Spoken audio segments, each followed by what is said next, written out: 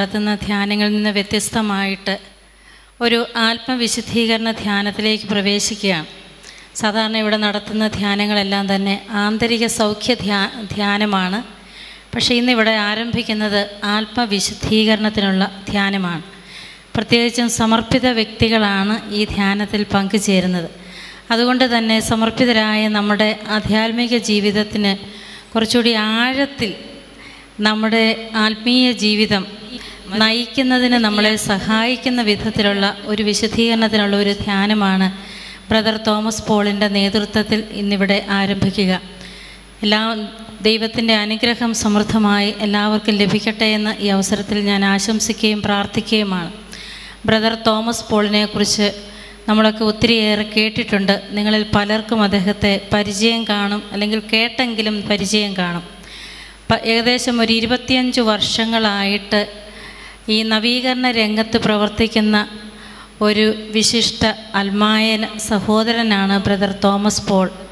അദ്ദേഹം തൻ്റെ പ്രൊഫഷൻ വഴി ഒരു എൻജിനീയറായിട്ട് ബോംബെയിൽ ജോലി ചെയ്തുകൊണ്ടിരുന്ന ഒരാളാണ്. പക്ഷേ കർത്താവിനെ കണ്ടെത്തി കഴിഞ്ഞപ്പോൾ തനിക്ക് ഈ ലോകത്തിൽ സ്വന്തമായി ഉണ്ടായിരുന്നതിനെ നേട്ടമായി കരുതിയിരുന്നതിനെ എല്ലാം ഉപേക്ഷിച്ച് കർത്താവിൻ്റെ പിന്നാലെ ഇറങ്ങി പുറപ്പെട്ട് തൻ്റെ ജീവിതം മുഴുവൻ കർത്താവിനായിട്ട് മാറ്റിവെച്ച ഒരു സമർപ്പിത സഹോദരനാണ്, ഒരു കുടുംബസ്ഥനാണ്, 2 മക്കളുടെ അപ്പനാണ് ബ്രദർ തോമസ് പോൾ. അദ്ദേഹം ഈസ്റ്റർ ദിവസമാണ് വിദേശത്തു നിന്ന് വന്നത്. പക്ഷെ വളരെ സന്തോഷത്തോടെ അദ്ദേഹം ഇവിടേക്ക് വന്നു. അപ്പോൾ ഇവിടെ വന്ന് കയറിയപ്പം എന്തോ ബൈ ചാൻസിൽ സംസാരിച്ചപ്പോൾ പറഞ്ഞു നല്ല ബുദ്ധിമുട്ടുണ്ടല്ലോ. അപ്പോൾ അദ്ദേഹം പറയും, ബുദ്ധിമുട്ട് അങ്ങനെ ഒരു കാര്യമില്ല, ബുദ്ധിമുട്ടില്ലാതെ കർത്താവിന് വേണ്ടി സുവിശേഷം പ്രസംഗിക്കാൻ സാധിക്കില്ല. അതുകൊണ്ട് ബുദ്ധിമുട്ടുകളും ക്ലേശങ്ങളും ഏറ്റെടുക്കുക എന്ന് പറയുന്നത് സുവിശേഷത്തിന് വേണ്ടി അതിൻ്റെ ഭാഗമാണെന്ന് ചിന്തിക്കുകയും അതൊരു പ്രയാസമായിട്ട് കാണാതെ അതിൽ ആനന്ദിക്കുകയും ചെയ്യുന്ന വിശുദ്ധ പൗലോസിനെ പോലെ തീഷ്ണതയുള്ള ഒരു അൽമായ പ്രേക്ഷിതനാണ് നമുക്ക് ഈ വചന പ്രഘോഷത്തിനായിട്ട് വന്നിരിക്കുന്നത്. നമ്മൾ കേട്ടിട്ടുണ്ടാകും കിങ്ഡം മിനിസ്ട്രീസ് എന്ന് നിങ്ങൾ കേട്ടിട്ടുണ്ടാകും. കിങ്ഡം മിനിസ്ട്രീസ് എന്നുള്ള പേരിൽ അദ്ദേഹം ഏതാനും പുസ്തകങ്ങളൊക്കെ പ്രസിദ്ധീകരിച്ചിട്ടുണ്ട്. മാത്രമല്ല ദൈവരാജ്യം, കർത്താവ് പ്രസംഗിച്ച ദൈവരാജ്യം ലോകത്തിൻ്റെ അതിർത്തികൾ വരെ എത്തിക്കാൻ വേണ്ടി തൻ്റെ ജീവനും ജീവിതവും ആളും അർത്ഥവും എല്ലാം ചെലവഴിക്കുന്ന ഈ ബ്രദർ തോമസ് പോളിനെ നിങ്ങളുടെ മുമ്പിലേക്ക് സ്വാഗതം ചെയ്യാൻ എനിക്കേറെ സന്തോഷമുണ്ട്. അദ്ദേഹത്തോടൊപ്പം ഏതാനും അൽമായ സഹോദരങ്ങളുണ്ട്. ഇപ്പോൾ നമ്മുടെ മുമ്പിൽ നിൽക്കുന്ന മാഡം, അവരുടെ ഭർത്താവും വന്നിട്ടുണ്ട്. അവർ 20 വർഷങ്ങളായിട്ട് ബ്രദർ തോമസ് പോളിൻ്റെ കൂടെ ഒരു നിഴൽ പോലെ നടക്കുന്നവരാണെന്നാണ് പറഞ്ഞത്. അവരുടെ പ്രധാനപ്പെട്ട ദൗത്യം എന്ന് പറയുന്നത് മധ്യസ്ഥ പ്രാർത്ഥന, പ്രത്യേകിച്ചും ആരാധന, നിത്യാരാധന അവർ നടത്തുകയാണ്. അത് വളരെ പ്രത്യേകിച്ച് രാത്രി കാലങ്ങളിൽ ജാഗരണ പ്രാർത്ഥന നടത്തുകയാണ് അവരുടെ പ്രധാനപ്പെട്ട ഒരു ശുശ്രൂഷ എന്ന് പറഞ്ഞ്.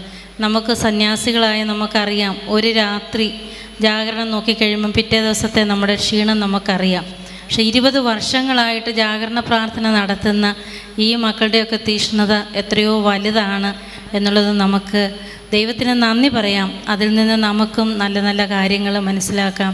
ഈ ധ്യാനം ഇവിടെ ആരംഭിക്കുമ്പോൾ ഇനി ഏതാനും സിസ്റ്റേഴ്സൂടെ വരാനുണ്ട്. നമ്മുടെ പ്രോവിൻസിലെ അമ്മ മരിച്ചതുകൊണ്ട് അടക്കിനൊക്കെ പോയ കുറച്ച് പേരോടൊക്കെ വരാനുണ്ട്. നിങ്ങളെ എല്ലാവരെയും ഈ കാർമൽ മൗണ്ടിലേക്ക് ഏറ്റവും സ്നേഹത്തോടെ ഞാൻ സ്വാഗതം ചെയ്യുകയാണ്.